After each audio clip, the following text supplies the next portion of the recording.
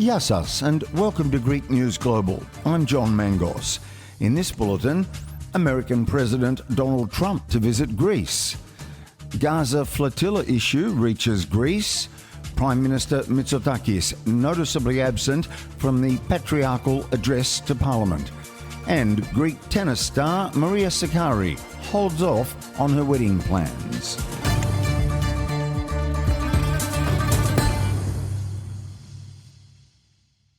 US President Donald Trump could be heading to Greece later this year, according to growing reports from both Athens and Washington.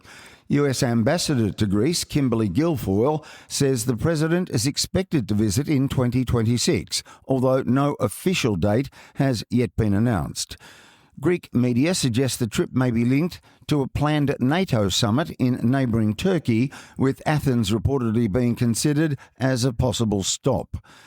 The prospect of a Trump visit is already generating political and diplomatic interest in Greece, where relations with the United States have strengthened significantly in recent years. Trump has previously praised Prime Minister Mistotakis, describing him as a terrific guy and highlighting the close ties between the two countries. Greek officials say discussions remain preliminary, but preparations are reportedly underway should the visit proceed. Greece has secured a significant legal victory in London, paving the way for a key step in its post-bailout recovery. The High Court has ruled in favour of Athens in a dispute with investors over GDP-linked bonds issued during the country's debt crisis. The government plans to buy back the securities at a steep discount, around 25 cents on the euro, despite opposition from some creditors. Officials say the ruling removes a major obstacle and will help stabilise Greece's long-term financial outlook while reducing uncertainty surrounding legacy debt.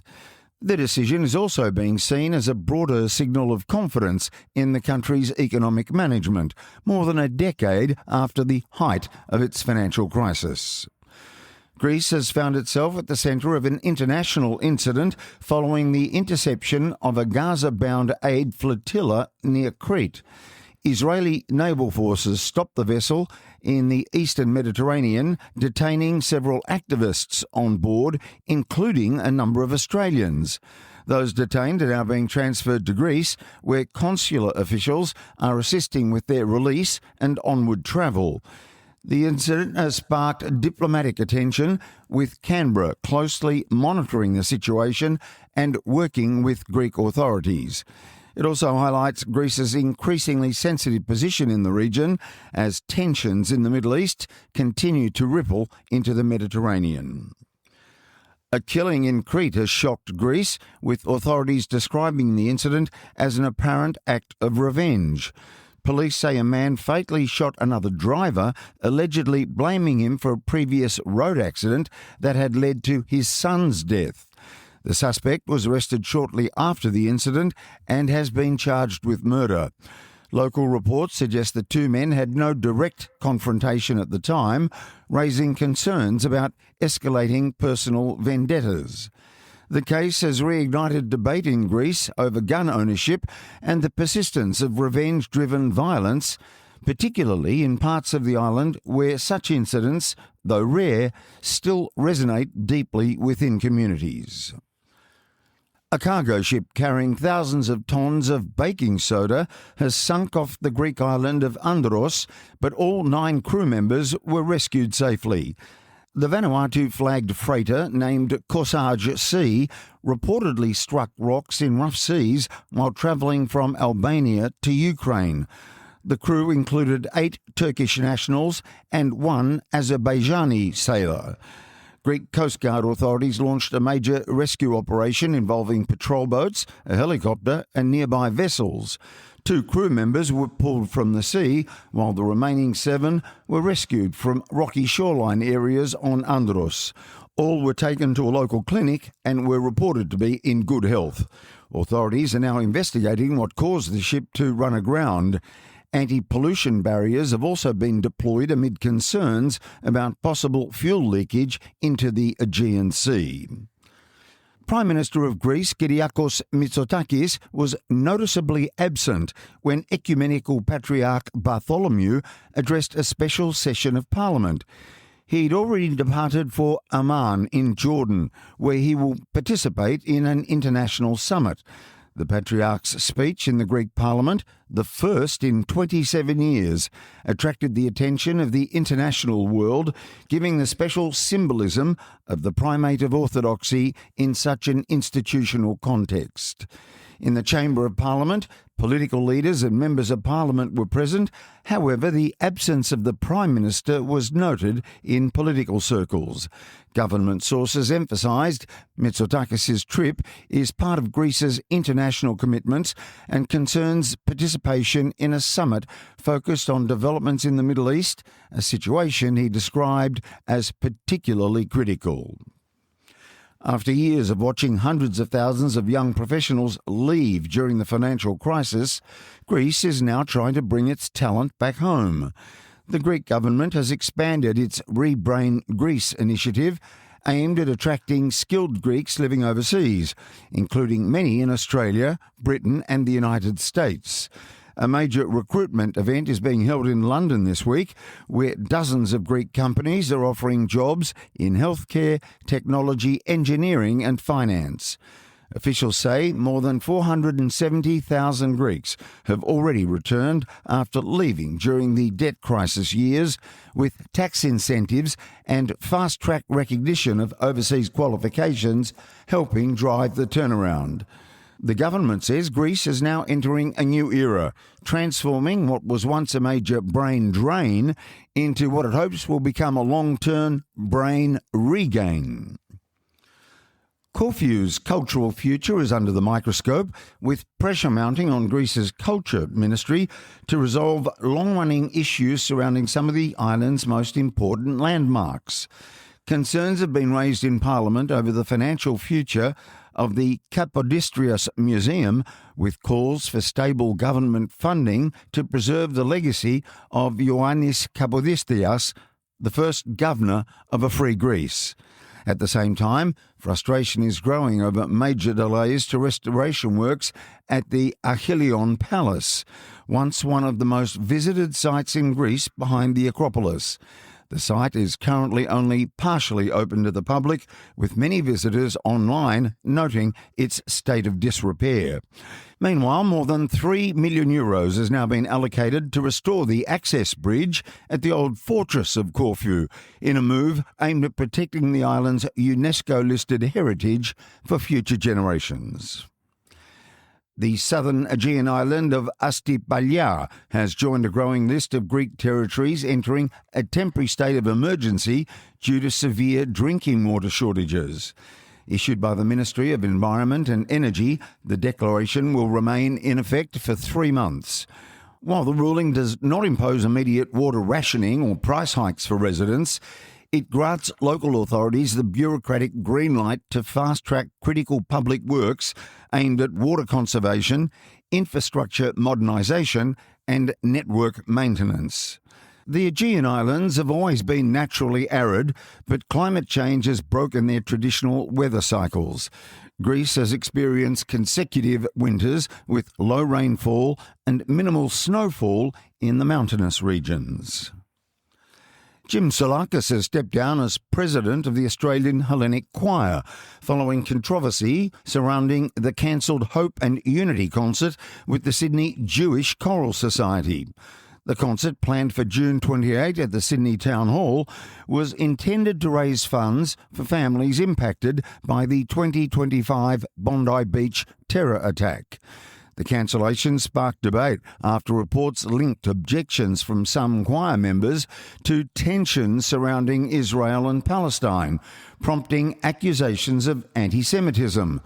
The choir has since strongly rejected those claims, insisting discrimination has no place within the organisation and saying scheduling commitments were the main reason behind the decision. Meanwhile, the Sydney Jewish Choral Society says it remains hopeful of working together in the future, with Chair Anna Spira saying the choir is committed to strengthening connections between communities through music and cultural collaboration. Greek Orthodox schools from across Australia united in Sydney this week for the hugely successful 2026 Goan Sea Games, a national celebration of sport, culture and faith. Students from St Euphemia College, All Saints Grammar, Oakley Grammar, St Andrews Grammar, St George College, St John's College and St Spiridon College took part in a packed week of competition and cultural celebration. Events included football, volleyball, basketball and futsal, alongside performances celebrating Greek heritage and Orthodox traditions. Hosted by Sydney's St Euphemia College this year, the event was praised for its spirit of sportsmanship, unity and friendship. St Euphemia Principal Penny Pachos having this to say. You came to Goanzi as representatives of your school, and after a week together, you leave as part of a family that stretches across this country, bound not just by competition, but by faith and heritage, and by the shared values that our schools work every day to instill in you. The moments between the games when friendships were formed, and we, the teachers and coaches, could hear the laughter and conversations. Those are the moments that will stay with you long after the scores are forgotten. A powerful tribute to Greek history and identity has taken centre stage this week at the New South Wales Parliament. The exhibition, titled Ode to Freedom, is being held at Parliament House and honours the legacy of the Greek War of Independence. At its heart is the story of the Exodus of Messaloniki, a defining moment of sacrifice and resistance that continues to resonate nearly 2 centuries on. The showcase features striking works from Greek-Australian artist Angela Kiki Konstantinopoulou, bringing to life the heroes and spirit of that era. Organised with the support of AHEPA Australia, the event also celebrates the deep and enduring ties between Greece and Australia. Mrs. Konstantinopoulou spoke with Greek News Global about her artwork and the event. The Greek War of Independence fascinated me for more than one reason, as you can appreciate, but I couldn't express myself with only one single painting. Therefore, I continued researching our history, and over the years, 9 to be exact, I created a body of work of 20 pieces. Wow. And they represent freedom in an emotional, spiritual, personal and cultural manner, because freedom is rarely one experience, and that's how it came to be. I wanted dearly to exhibit in Parliament House for the reason that it represents democracy, which is rooted in ideas like those shaped in ancient Greece. It also attracts many different types of people from different backgrounds, which will be enlightened to the history and values of the Greek and non-Greek people who, with dignity and unwavering strength, fought for freedom. It's fascinating what happened in the War of Independence in Greece in 1821. Leaders and community figures say the exhibition is a reminder of shared values, democracy, resilience and the pursuit of freedom. Ode to Freedom runs throughout May and is open to the public.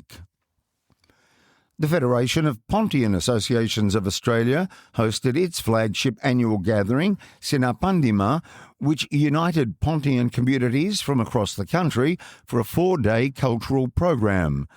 Held in Sydney this year, it was hailed a success, with a group visiting the Sydney Aquarium and youth networking drinks. The official opening night, Patriarchal, included dinner and live entertainment and was hosted by Panagia Soumelia, Sydney, and Ponto Xenities, New South Wales. To sporting news now, and in basketball, Olympiacos BC and Panathinaikos BC have both moved to within 1 win of securing qualification for the EuroLeague Final Four in Athens after both teams took commanding 2-0 leads in their playoff series. Olympiacos confirmed their status as favourites by defeating AS Monaco Basket twice at home and headed into Game 3 in Monte Carlo, aiming to complete a clean sweep. The Piraeus side competed without Tyson Ward due to a back issue and was their only absence. Monaco went in without 3 of its stars, Theis, Diallo and Mirotic. Meanwhile, Panathinaikos secured 2 dramatic away wins against Valencia Basket and returned home with the opportunity to seal qualification in Game 3. They edged the first 2 games 68-67 and 107-105 after overtime, taking full control of the series against one of the competition's most potent offensive teams. To water polo, and Greece's women's national water polo team has secured an impressive 14-9 victory over Hungary in the second qualifying round of the World Cup.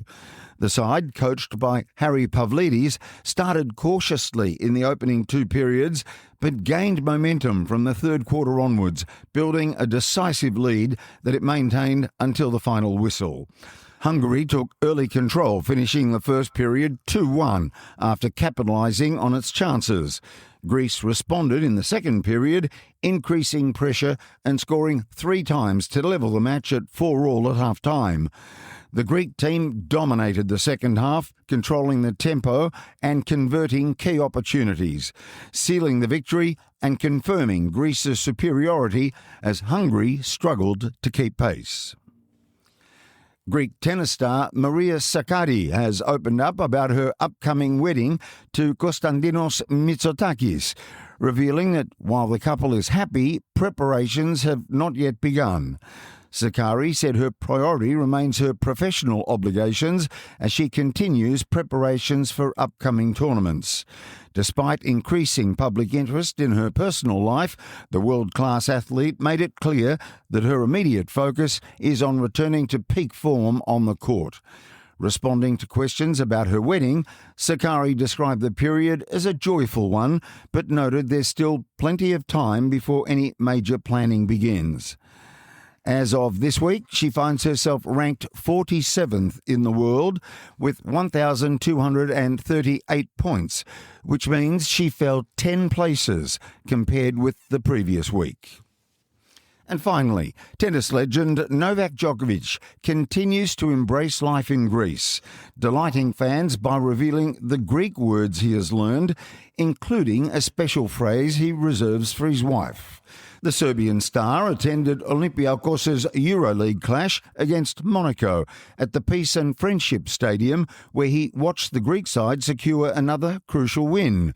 The 24-time Grand Slam champion, who has been spending extended time in Greece, then revealed the phrases he's picked up during his stay. Jokingly, he listed several expressions he's learnt, including "my heart," "love," "good morning," "good evening," "how are you," "everything is fine," and "sorry." When asked which Greek words he uses for his wife, Djokovic didn't hesitate.